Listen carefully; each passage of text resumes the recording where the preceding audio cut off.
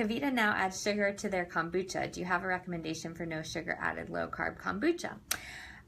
So the Kavita recipe for kombucha, by the way, Kavita is a brand, kombucha is a drink. So if these are all Greek to you, kombucha is a fermented tea that has gotten a lot of popularity in the last 3 or so years for its probiotic content.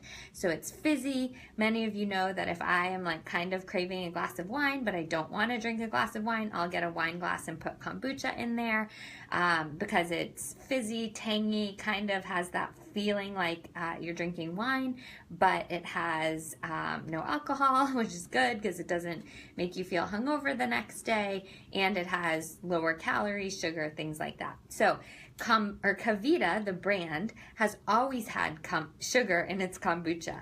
And believe it or not, every kombucha on the market has sugar. Here's why. The bacteria that give the kombucha its good probiotic quality need sugar to grow. So the sugar is given as a culture to the bacteria. The sugar allows the bacteria to grow. The bacteria feed on that sugar. So it's impossible to have a kombucha brand without sugar. Now, there are brands with a lot more sugar than others. So always for kombucha, I recommend going for about 5 or 6 grams per serving at the most. The minimal I usually see is like 3 grams. Maybe there are some out there with 2 grams. That's great. But there are also some out there with like 18 grams. So if you can find a brand of kombucha, whether it's Kavita or something else, with 5 or so grams of sugar or less per cup, then that's a great brand. That's a brand that I would recommend.